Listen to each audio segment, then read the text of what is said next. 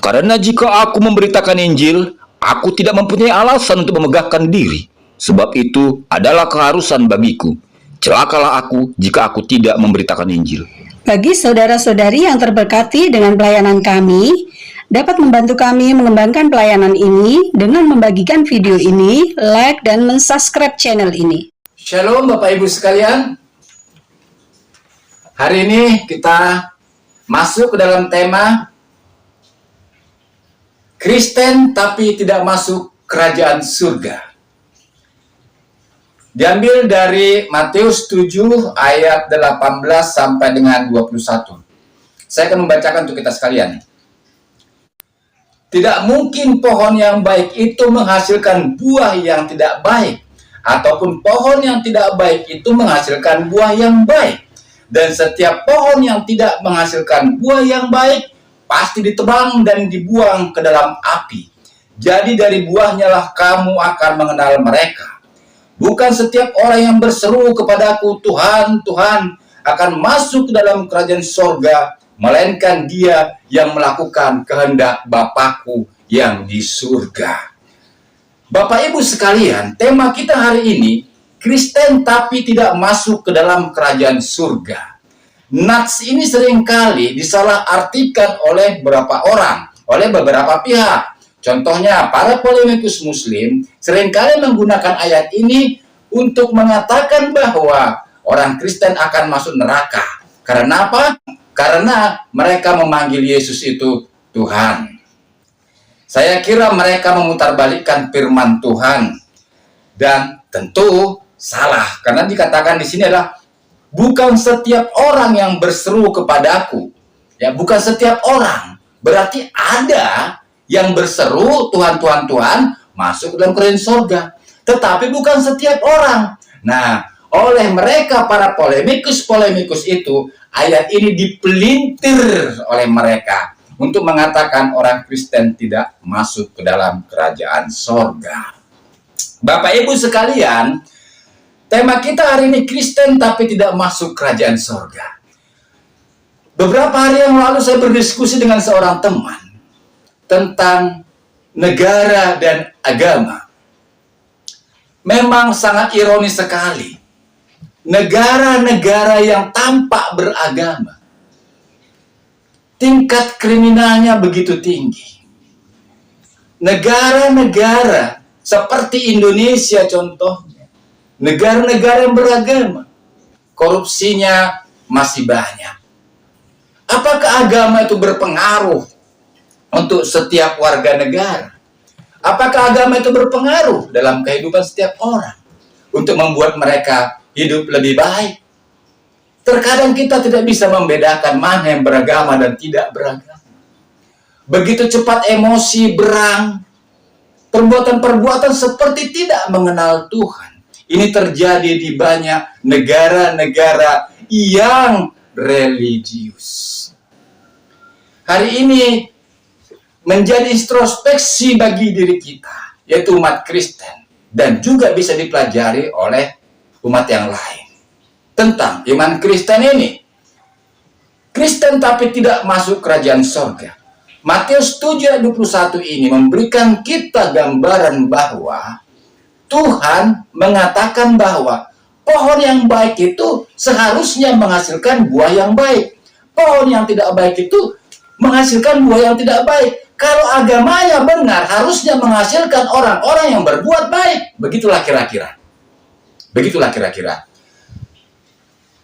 Lantas siapa yang salah di sini? Orang-orang Armenian mengatakan inilah bukti bahwa manusia itu diselamatkan karena perbuatan, bukan karena imannya. Bapak Ibu sekalian, perlu kita pahami bahwa Alkitab mengatakan bahwa pada akhir zaman manusia itu dihakimi berdasarkan perbuatannya, bukan berdasarkan imannya, tapi berdasarkan perbuatannya. Semua ayat Alkitab mengatakan pada akhir zaman nanti manusia akan dihakimi berdasarkan perbuatannya. Jika manusia dihakimi berdasarkan perbuatannya, Apa pentingnya Yesus Kristus mati bagi kita? Apa artinya Yesus Kristus menebus dosa? Bukankah manusia itu diselamatkan karena perbuatannya? Kontradiksi, seperti kontradiksi. Benarkah firman Tuhan itu kontradiksi? Bukankah firman Tuhan berkata bahwa manusia itu diselamatkan karena iman? Tapi mengapa manusia pada akhir zaman nanti akan dihakimi berdasarkan perbuatan? Bagaimana kita memahami perkara ini? Dan banyak orang Kristen yang memang belum diselamatkan. Kita bisa lihat ada orang Kristen yang murtad dari imannya. Ada orang Kristen yang berperilaku bahkan lebih jahat daripada orang-orang yang tidak mengenal Allah. Kita dari kecil Kristen, dibesarkan dalam pengetahuan Kristen, dalam budaya Kristen. Apakah itu membuat kita percaya kepada Allah? Kita telah memberikan persembahan kita pada gereja. Kita bangga. Wah Tuhan, kan aku udah berikan persembahan kepadamu Tuhan. Aku rajin ke gereja, aku rajin melayani, aku rajin beribadah. Bahkan ada yang bilang, Tuhan aku kasih 1/10. Nanti Tuhan kasih berpuluh-puluh kali lipat. Banyak orang yang mengutangi Tuhan dan menganggap dirinya benar di hadapan Tuhan. Inikah perbuatan baik yang Tuhan inginkan? Hari ini kita akan sama-sama belajar. Firman Tuhan berkata bahwa segala sesuatu yang tidak berdasarkan iman adalah dosa. Perbuatan baik apapun yang Anda lakukan dalam dunia ini, jika tidak berdasarkan iman, maka di hadapan Tuhan itu adalah dosa. Kenapa? Mari lihat hati kita sendiri, diri kita sendiri, apapun agama kita. Begitu banyak orang-orang di dunia ini, di negara-negara religius, agama hanyalah kemunafikan. Mari teliti hati kita yang terdalam. Apakah agama membuat kita tunduk kepada Tuhan? Atau kita menundukkan Tuhan kepada kemauan kita, kepada filosofi kita, kepada kebudayaan kita? Hari ini mari kita sama-sama belajar. Roma 14 ayat 23 mengatakan, segala sesuatu yang tidak berdasarkan iman adalah dosa. Ayat ini sepadan dengan firman Tuhan dalam Yesaya 64 ayat 6 sampai 7. Demikianlah kami sekalian seperti seorang najis, dan segala kesalehan kami seperti kain kotor. Kami sekalian layu seperti daun, dan kami lenyap oleh kejahatan kami, seperti daun dilenyapkan oleh angin. Bapak Ibu sekalian, kesalehan manusia itu di hadapan Allah dikatakan seperti kain kotor. Bahasa aslinya di sini kalau diartikan, ya, itu sebetulnya sama, itu artinya adalah kain bekas pembalut wanita. Dalam bahasa Bataknya kain daro-daro. Sesuatu yang memang najis dalam kebudayaan, najis di dalam pandangan orang. Demikianlah kesalehan manusia. Kenapa Tuhan memandang kesalehan manusia itu seperti kain kotor? Karena manusia menganggap benar pada dirinya sendiri. Coba lihat, mungkin Anda penyumbang terbesar di gereja Anda. Ketika ada lelang Anda, satu piring ikan mas, Anda berani bayar 10 juta. Dan Anda mengatakan, masa saya nggak masuk surga? Oh, Anda sudah mendapatkan upahnya ketika Anda mendapatkan kemuliaan dari apa yang Anda beri. Anda rajin ke gereja. Semua. Anda mengutangi Tuhan dengan kebaikan Anda. Tuhan bilang, segala sesuatu yang tidak berdasarkan iman adalah dosa. Kesalehan manusia seperti kain kotor. Oleh sebab itu iman harus mendahului perbuatan.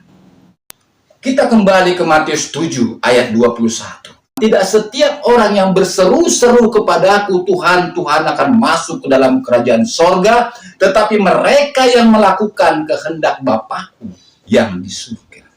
Sekarang mari kita lihat, kehendak apa yang Allah inginkan untuk kita kerjakan. Di dalam Yohanes 6, orang Yahudi bertanya kepada Tuhan Yesus.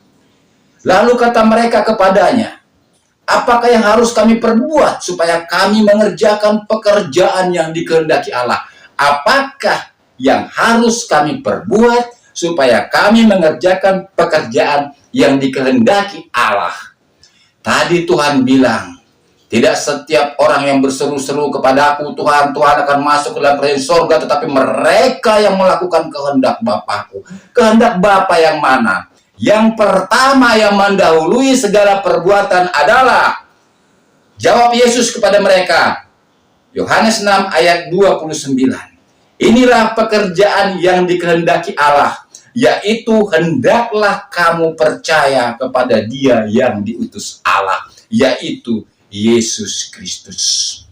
Karena begitu besar kasih Allah akan dunia ini, sehingga dikaruniakannya anaknya yang tunggal, supaya setiap orang yang percaya kepadanya tidak binasa, melainkan beroleh hidup yang kekal.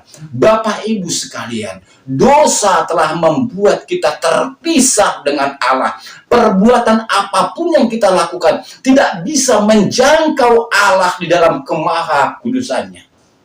Manusia terpisah sempurna. Semua naluri-naluri kita lahir dari dosa, dari kodrat yang berdosa. Bahkan amal-amal agama kita pun semuanya lahir dari keadaan kita yang berdosa. Kita merasa benar pada diri kita sendiri. Bapak Ibu sekalian, untuk apa Yesus Kristus lahir? Menderita dan disalibkan.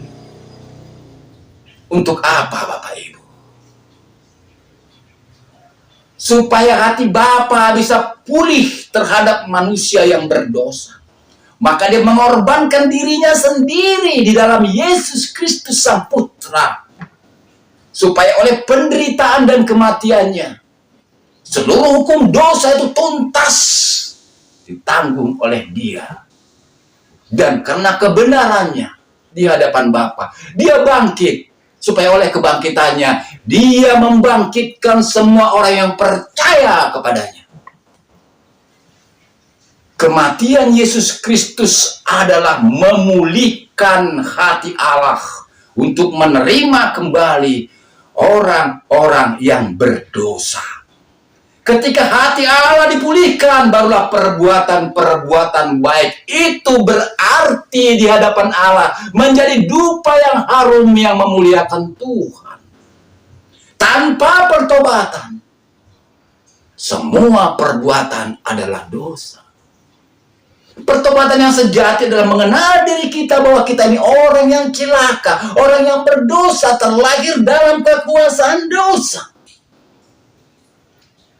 Bila kita sadar bahwa kita orang berdosa, kita membutuhkan juru selamat.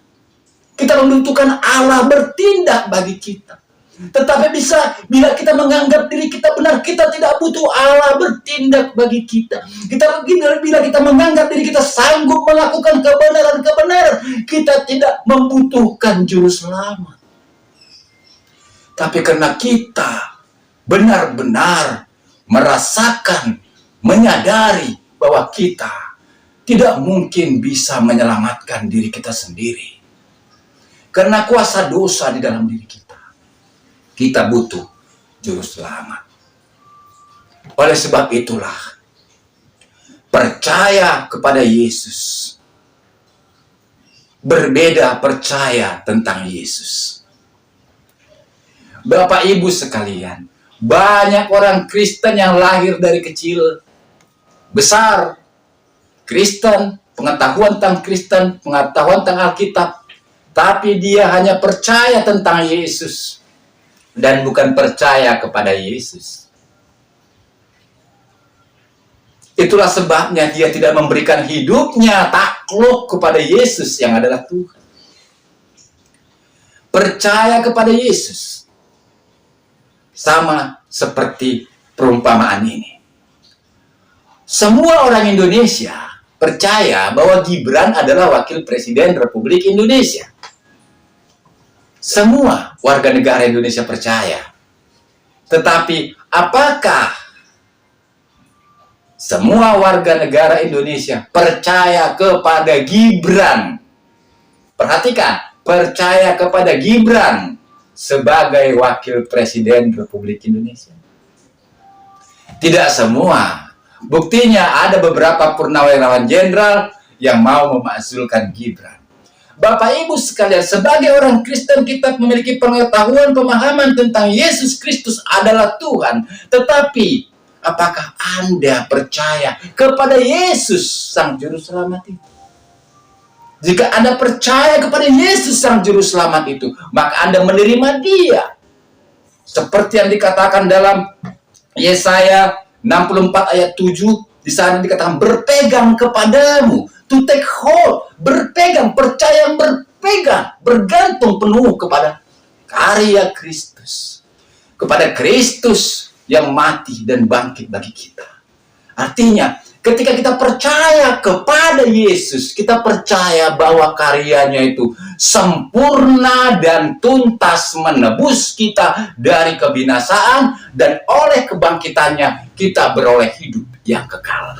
Ketika saudara mau percaya, menerima Dia sebagai Tuhan dan Juru Selamat pribadi saudara, maka pada saat itu saudara akan dibaptiskan dengan Roh Kudus. Dan Roh Kudus itu kan tinggal di dalam diri saudara. Dan Roh Kudus itu, Roh kebenaran, akan memimpin saudara kepada seluruh kebenaran. Efesus 1 ayat 13-14.